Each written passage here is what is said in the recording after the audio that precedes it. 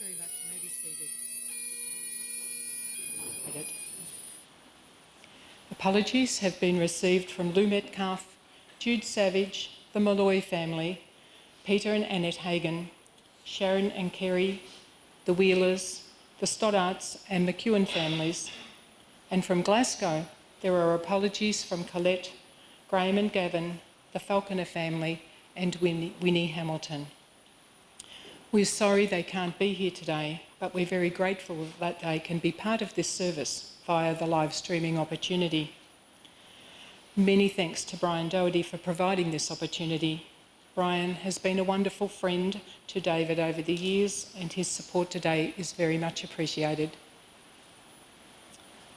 As we reflect on Maggie's life today, we can use the words of Ralph Waldo Emerson, adapted from That Woman is a Success, when he says, "That woman is a success that has lived well, laughed often, and loved much, who has gained the respect of intelligent men and women and the love of children, who has filled her niche and accomplished her task, who leaves the world a better place than she found it, who has never lacked the appreciation of earth's beauty, who looked for the best in others and gave the best she had." Emerson's words sum up Maggie to a T. You two want to break off? Maggie had time for everyone. She loved to be with others, and she would have been very chuffed to see you all turning out for her. We can be fooled into thinking that Maggie had a charmed life, but Robert Zoerhide reminds us that every life will have its ups and downs, and of course that was the case for Maggie as well. He says, looking across a span of years is like looking across the expanse of the seas. The years roll by with the regularity of the waves, reminding each of us that life is a journey into the unknown. Along the way there'll be tenderness and trouble, long labour and short sweetness, ideals, defeats and sickness.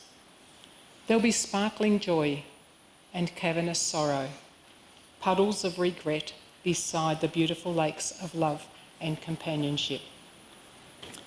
Maggie would have experienced all these emotions over her life's journey as a daughter, a sister, a wife, a mother, a grandmother, a great-grandmother and a friend. Maggie never liked to fuss, but over her lifetime she pursued wide interests and had the ability to make and maintain treasured lifelong friendships, and I see many of them here today. We're going to hear about Maggie's journey now. I'd like to invite her daughter Anne to come forward.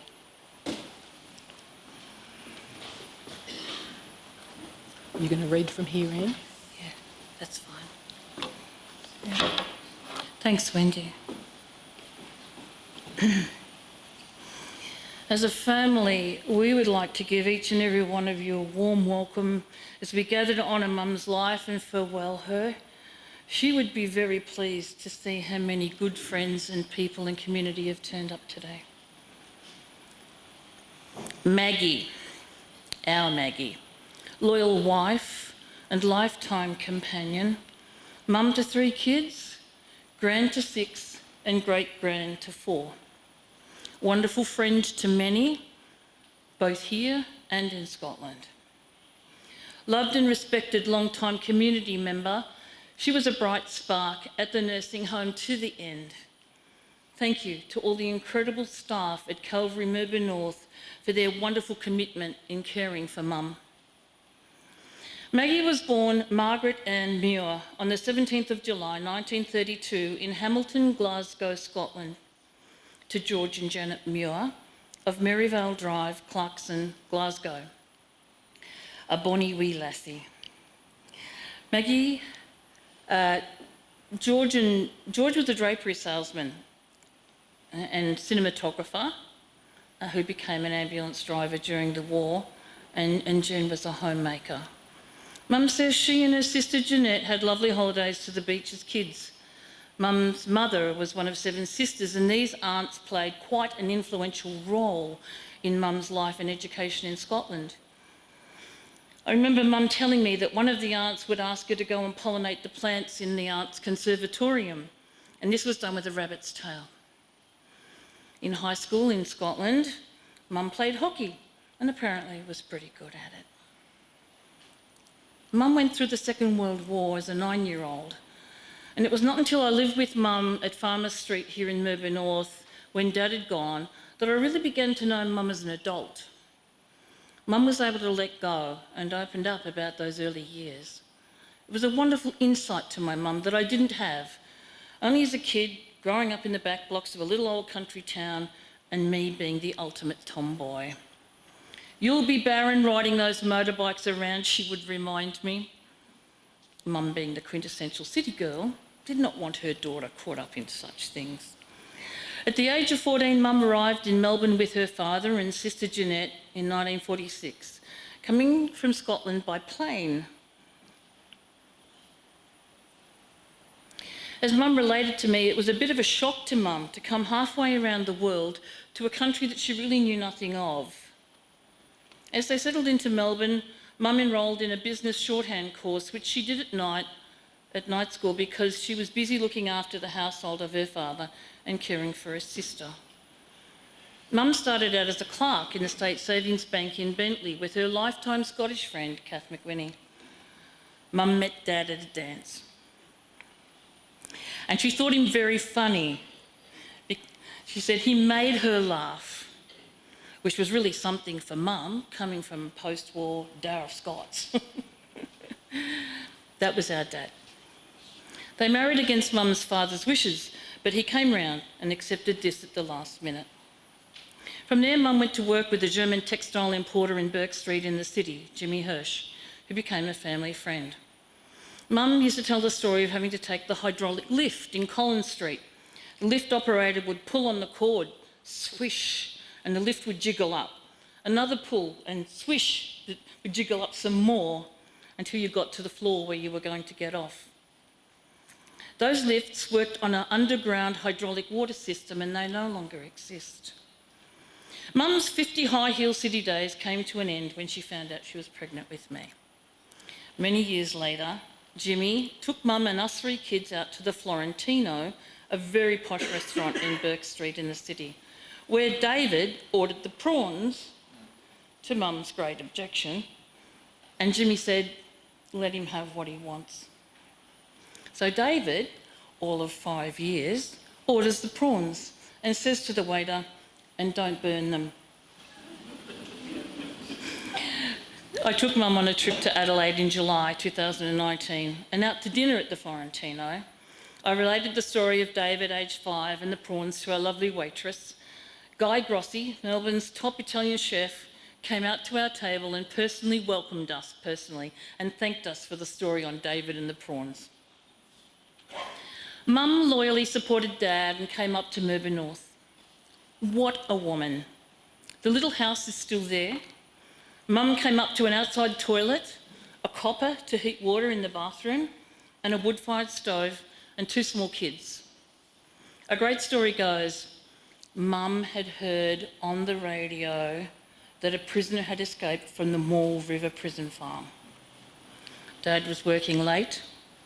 Mum journeyed outside to the loo, 20 metres up the path, and as she was sitting, she heard heavy, rasping breathing. Mum was petrified.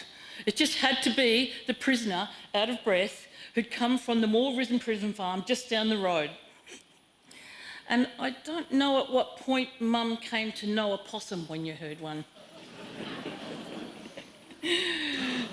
And I wondered how long she stayed out there in the loo. Mum and Dad eventually moved to Giles Street in Melbourne North. Mum, the city girl, had to come to terms with 3 rambunctious country children. Mum was always getting a fright. Like David, up the top of the pine tree, swinging in the breeze. "David, get down from there this instant," she would yell. Or standing behind the back screen door while David and his friend Robbie also let baby tiger snakes wriggle around on the concrete patio outside. I happened to walk around from the back to the back and I could hear Mum yelling, "David, get those things out of here." One of the most beautiful gifts my mother has given me is a love of classical music from an early age. Mum followed up on this with arranging piano lessons for me from the age of 10. It's been a lifelong gift that has brought me much pleasure and comfort throughout my life, and still does to this day. After 10 years of running the office in the garage, Mum applied for the role of part-time office assistant at the Melbourne North High School. She really came into her own after the hard years in the garage. Maggie came to love living in Melbourne North. She was very active in petitioning to keep the library open here. Maggie buzzed around and made new friends. Trevor Hall and Sue Newton Hall, Anne Blanche, Nell Woods, Nancy Sauer, Jude Savage, Gay and Lee Thompson, and Wonky and Bill McCartan. I found out Wonky is a childhood, nickname, so it's stuck with her. Forgive me if I've left you out. Mum would throw great dinner parties, and once us kids knew the adults had retired to the lounge, we would spring into action, bounce into the kitchen and taste all sorts of wonderful things on the kitchen table. We even had ice cream.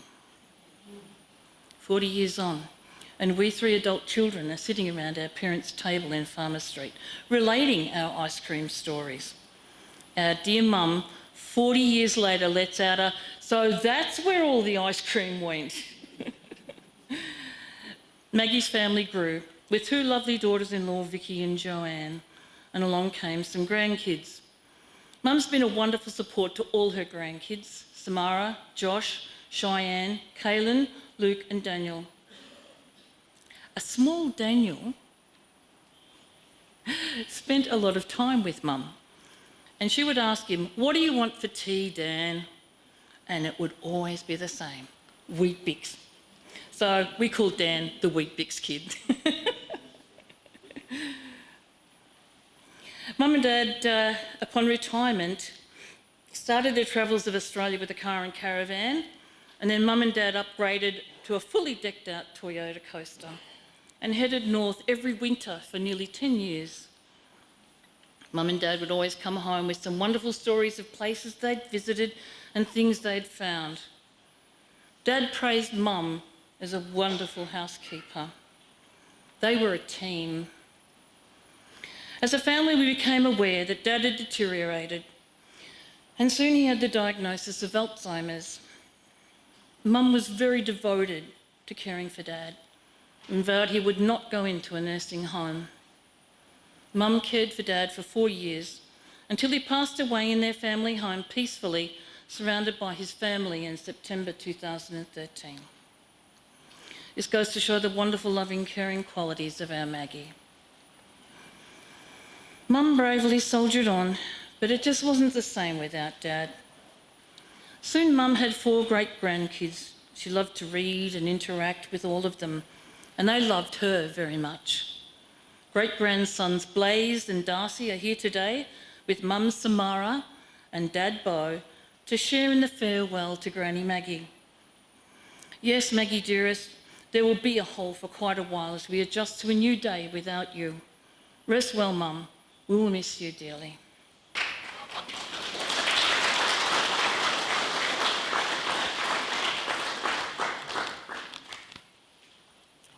Thanks very much. Well done, Anne. I'd like to call on Ian now, supported by Nikki. Thank you.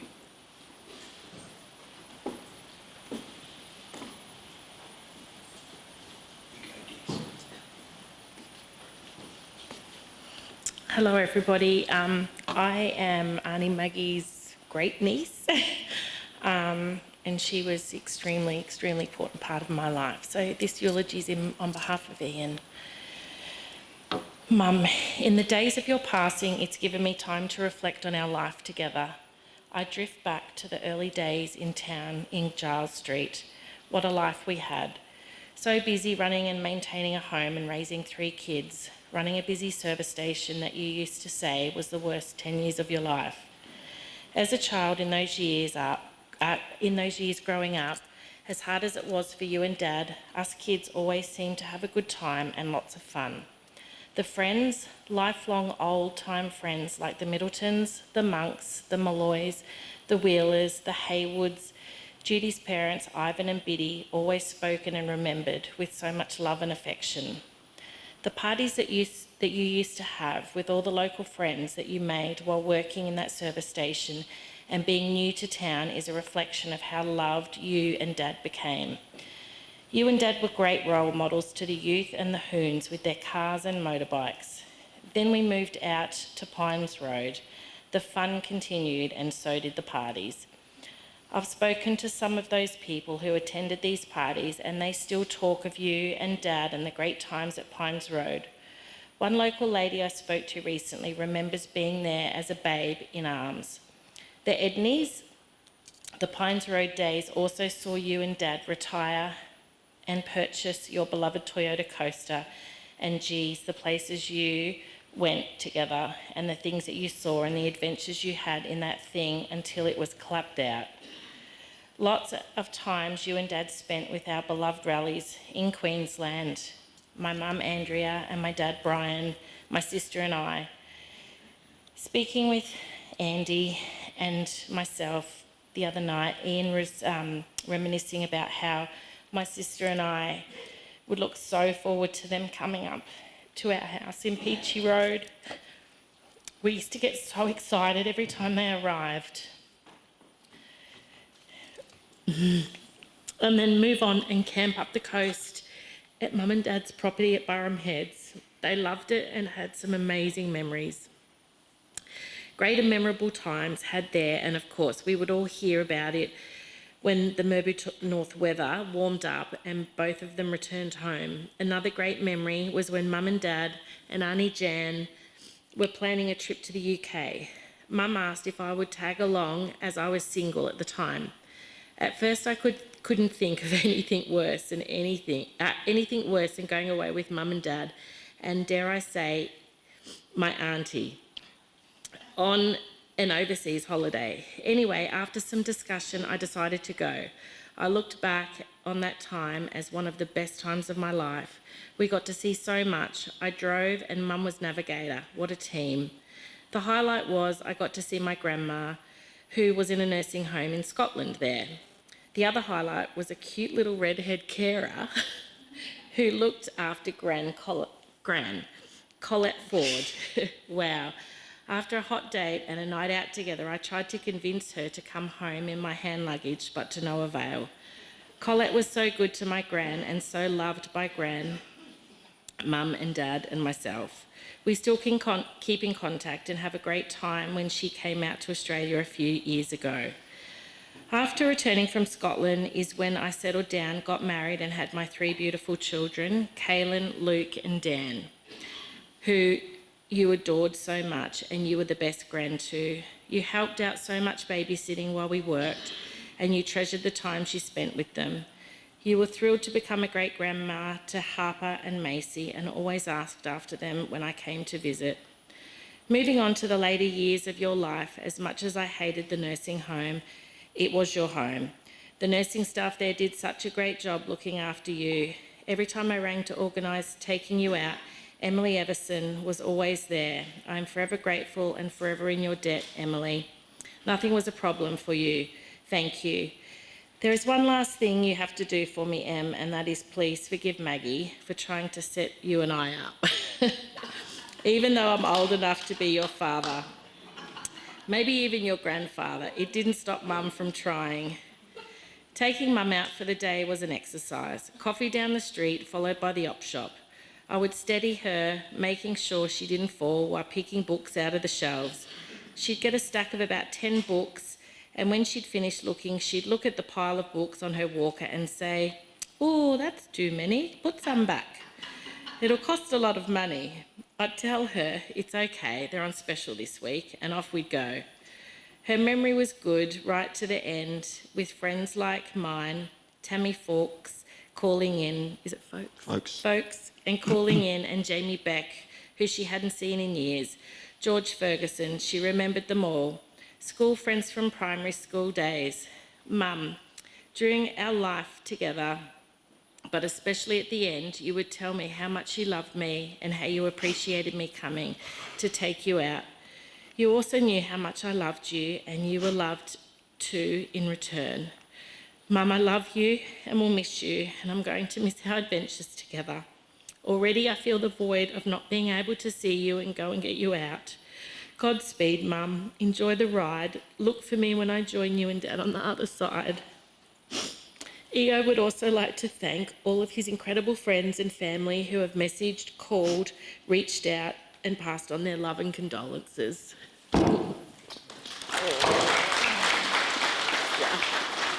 Thanks, Nick.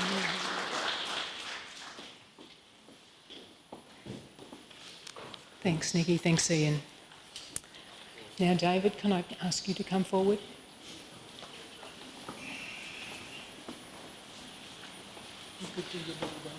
Yeah, okay, thank you. Afternoon, everybody. Just something that I'd love you all to do is, my mother always greeted everybody, as most everybody here, so would you like to turn to the person that's beside you and just greet them and just say hello? And thank you.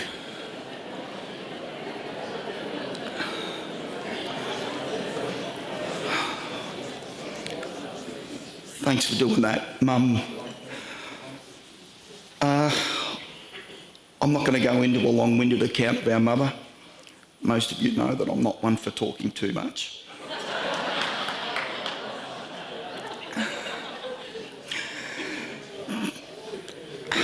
I am stuck. I'm really stuck. Everybody knows Mum had a big heart, big smile. So I just don't need to go on about that. That's why you're here. I've got to say my thanks to people. I'm going to do this a bit ours about.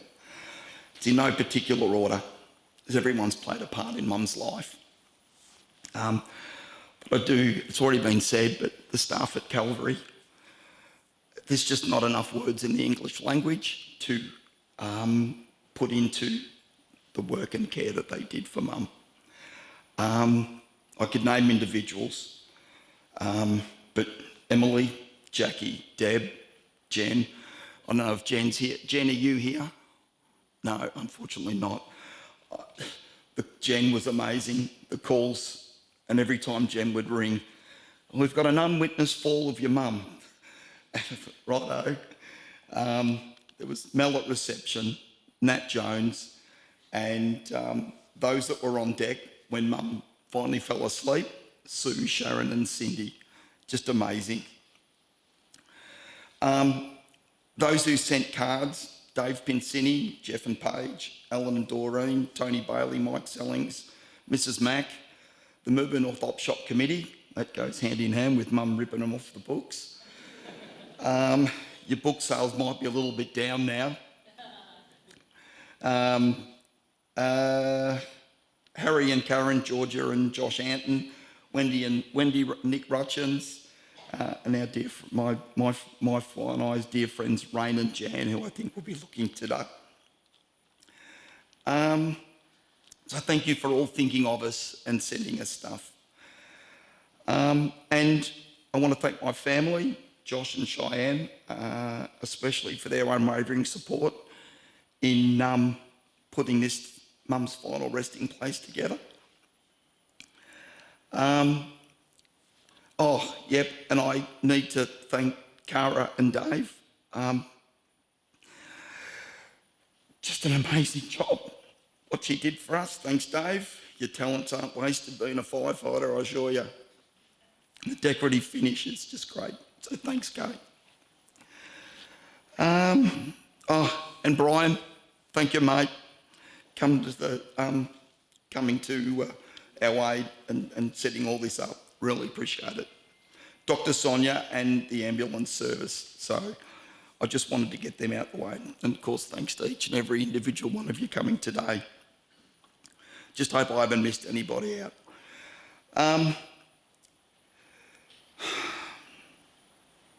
So it got mentioned briefly, and I think one of my early memories of Mum, I don't know how I did it.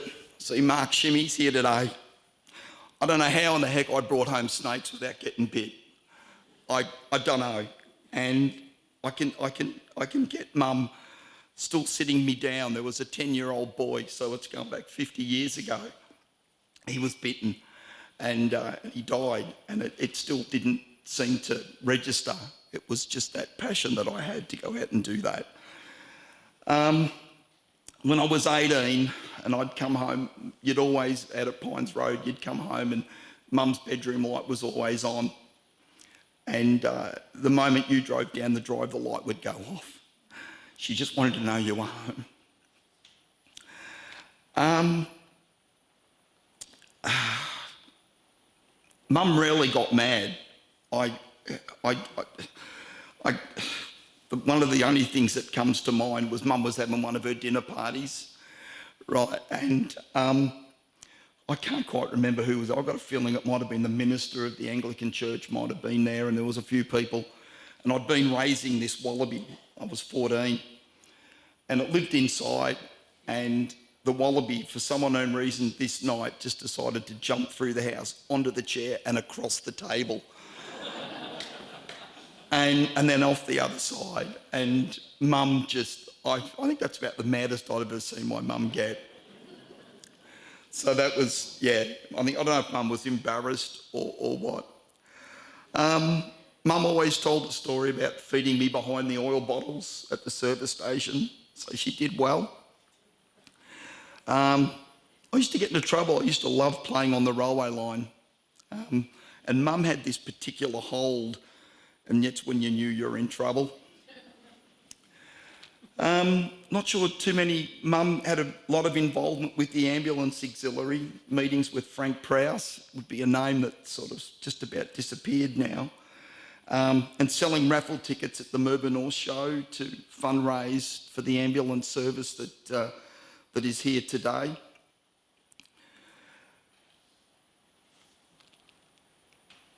I want to finish with one of my things that I reflected on was back at the Roman Catholic Church, there used to be flowers, and I would always pick them.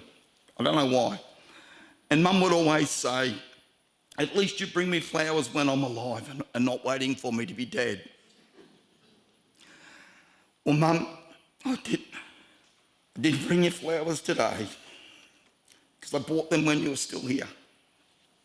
All I can do is this decorative box. It was my last token gesture of my love, my admiration, and my last act of being able to bring you something home. Sleep well, be with Dad, and let's hope one day we can see each other again. Thank you.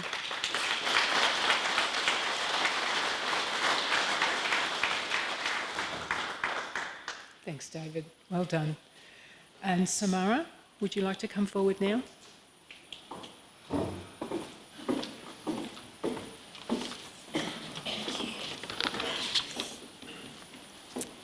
I just wanted to say a few words on behalf of the grandkids.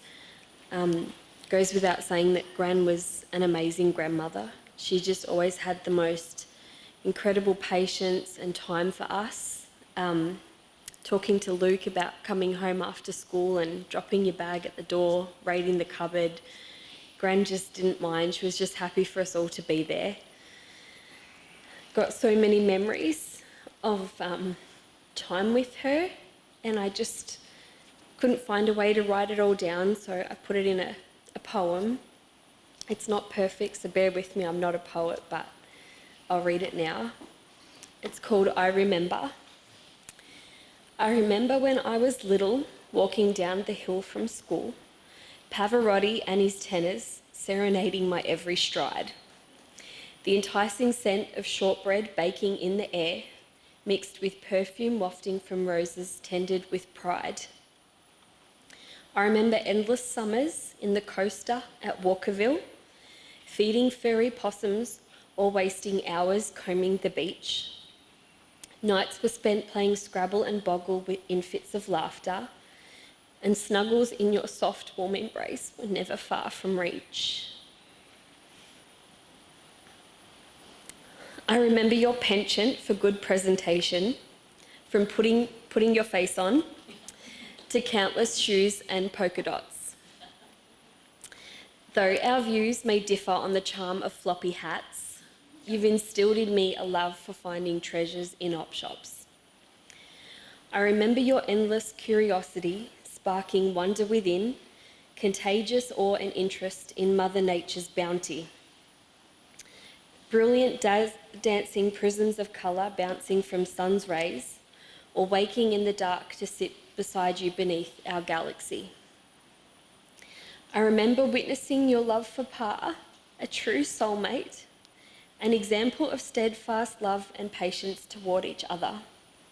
60 years side by side, sharing adventures, adversity, adoration. How comforting to know you are now both together. I remember an ever-revolving door of friends from near and far. Kettle on, no person was ever turned away.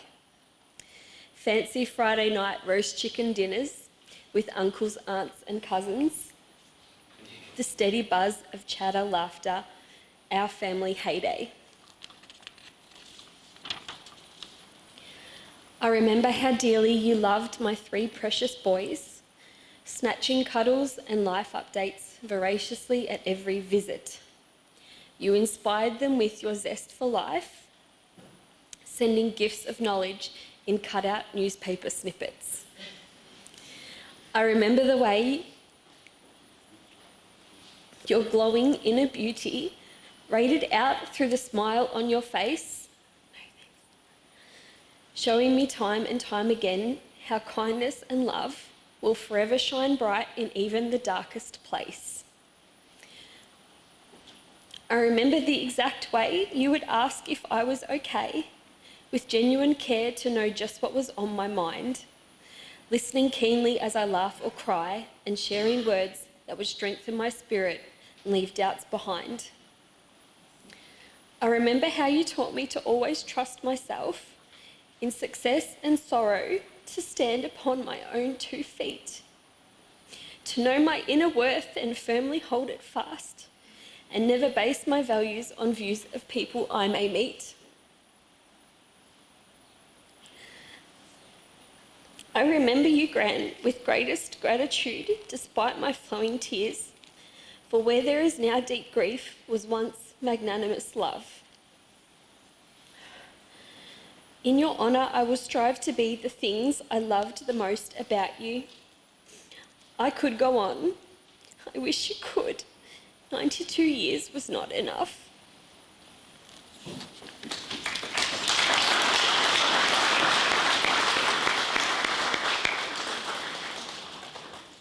Thanks so much, Samara. Well done.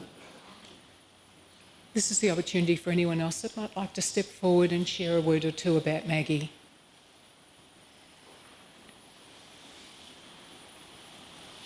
Please come forward.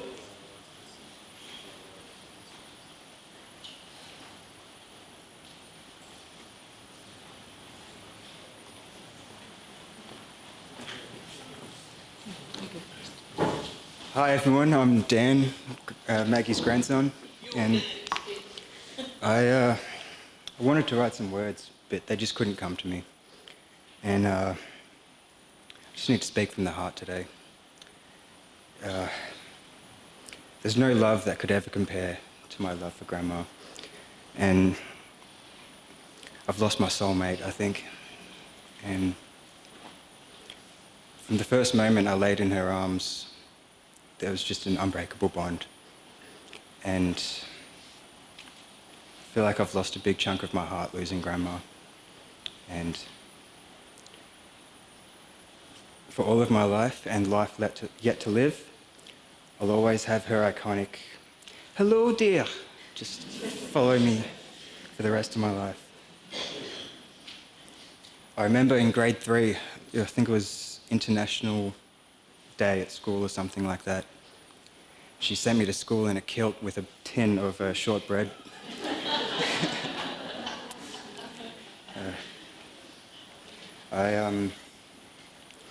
I'll always miss you, Grandma, but say hello to Grandpa for us, and it's not goodbye, but until I see you again. Thank you.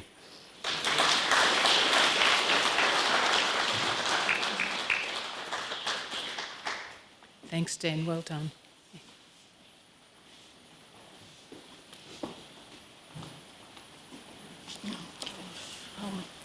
Maggie Tree was a dear friend of mine, and she was a great mum to you, and she was a really good friend to me.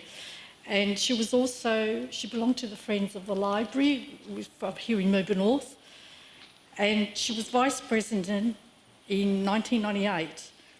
And back in the days, we used to have book sales and things, and so she'd be there willing us on, come on, we've got to do this, lugging out the boxes into the library just in the foyer there. She'd be helping, and she was really great. I mean, she just loved her books. She loved reading and all that. And there was every year the friends groups from around the region would get together, and so Maggie and I would always go. So I'd pick her up from the house, and off we go. And she loved meeting all the new people to do with the friends, and we'd have a laugh, and it'd be like at different venues, like a winery or whatever. And we also used to have author talks and things, and I'd pick her up again, and we went and saw a few authors, which she loved. So we went and saw Judy Nunn from Home and Away, because she's an author, and we had a ball. But yeah, she's going to be very dearly missed.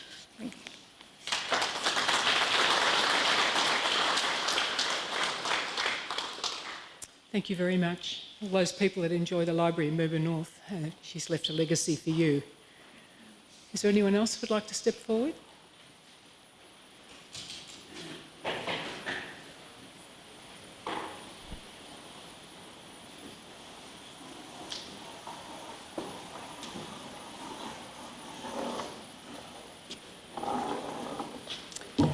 Hi, my name's Kathy, and I'll probably sook, and I wasn't sure if I wanted to do this. But a couple of things haven't been mentioned, like I have always been Maggie's favourite brownie, and she told everybody that, and I thought, oh, here we go again. So that, I think, was when I first met Maggie, and I can remember going to brownies. And way back then, when you were invested into brownies, you had to dance around the toadstool, and I can remember having an awful argument. I can remember saying, I am not dancing around that toadstool, and she took me to task over that. So I thought revenge was what was needed. So a couple of times I'd turn up to brownies with chewing gum, and she didn't much like that. So then I thought, well, I'll fix you. So then I'd arrive on roller skates, and very quickly got sent home. So that was good. And then I can remember at high school when Maggie was the nice lady in the office. There was one particular day where a group of us, I think there was about 5 or 6 of us, Joanne included, we decided we didn't want to go to class, so let's all hide in the sick bay. And there was a lot of noise coming from the sick bay, and Maggie was sent down to deal with it. And we heard the door opening, and we all tried to hide, some under the bed, one in the cupboard, one behind the door. Maggie just stood there with this look on her face, and she said, you don't look very ill to me. Who's going to go back to class? And of course, we were all terribly, terribly sick. And she said, well, who's going to sit outside the principal's office? And in the end, that was me, just for a very short time. Then we all went back into the sick bay and wouldn't come out. And several years later, Maggie reminded me of that, and she said, but I do forgive you, dear. So that was really nice. And over the years, we've had a lot of fun times with Maggie. She's very supportive of my daughter, Kelly. And we'd have, Kelly would make a special birthday cake for Maggie, and we'd have a nice dinner, and there'd be afternoon teas. But it did used to bug me. I'd get out my good Queen Anne crockery, but she'd always turn it over to see if it was good or not and what it might be worth. And she did that if we took her out to somewhere nice as well. And I'd turn and pretend I didn't know her. I saw her a lot when she went into the nursing home. I'd go up and I'd always say, the new idea on Women's Day, I'd take up a whole pile, and she'd ask did she have to pay for them, and I'd say, no, Maggie, but when you finish with them, you must share them. She went through a stage where she was just going to stockpile them for herself, so no, share them around. So that was all right. She was very supportive when I got my first guide dog, and they had a big presentation down in Melbourne, like a graduation for those who had their dogs, and I nearly died of embarrassment because we looked around and all the seats had people's names and so forth on, and here's Maggie picking up all the paper, and she said, you mustn't waste paper, you never know, I can use this to write on. And I thought, oh, look at Maggie. And I will miss at Christmas time because she'd come and we'd have a special afternoon, and she'd be so careful unwrapping the paper. I'd say, Maggie, and she'd say, you've got to save the paper. So it got that way, I'd help her rip it open, and I'd scrunch it all up and throw it on the floor, and she'd be horrified, absolutely horrified with that, because that was very wasteful. But we're going to miss her a lot. And she was a good friend. And we have lots of memories. And I will always, always love you, Maggie Tree.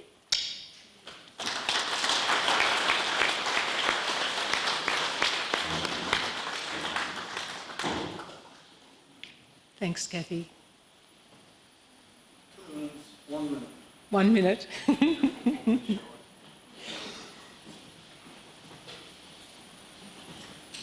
You may have two. No, you're probably not going to understand the word because it's all Irish. There's no Scottish in there. I'd like to just reflect on the very first time I met Maggie. Most embarrassing. I couldn't, a woman of her age, given what she said, I thought, this can't be happening. This woman doesn't look to be the type to say what she said.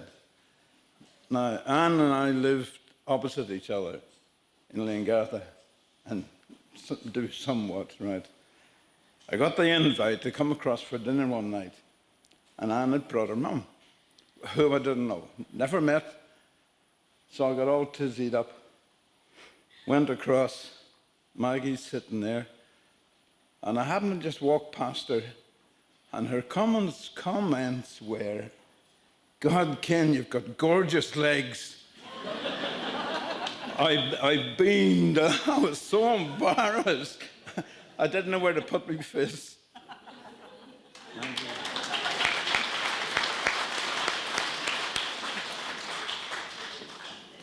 Thanks so much.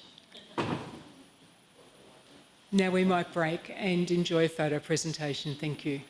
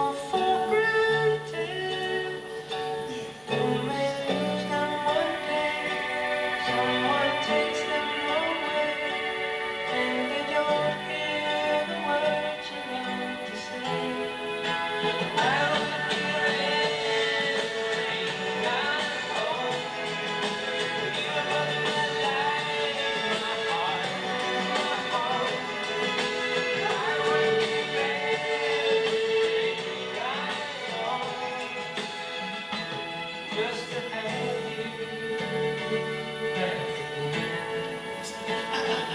just to touch you once again.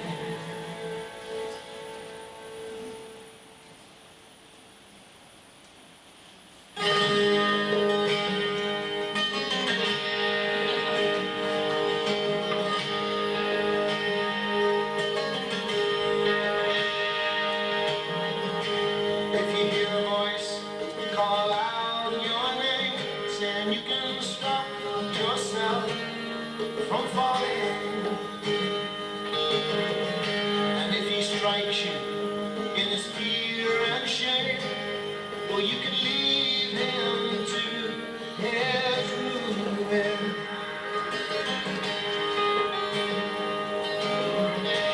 If your dreams they wake in the night and your heart is pounding, if you cry out as you wave your fright and the wind is howling,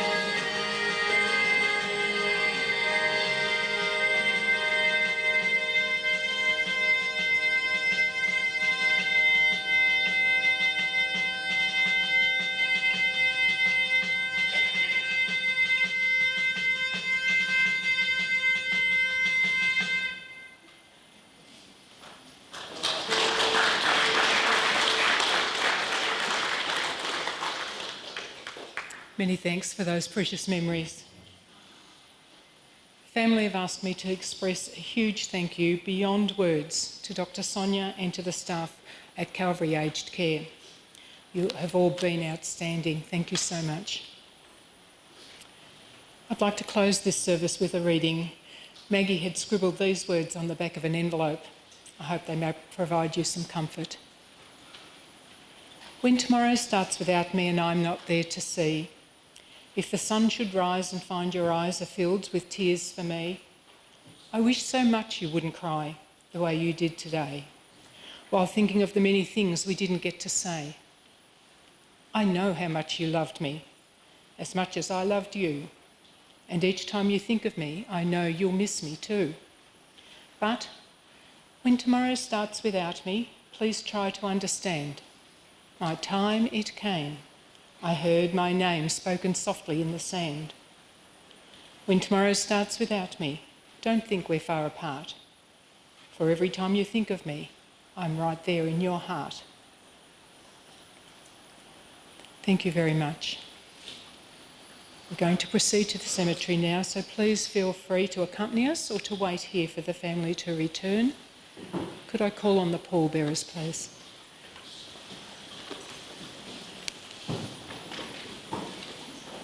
Please be upstanding, folks.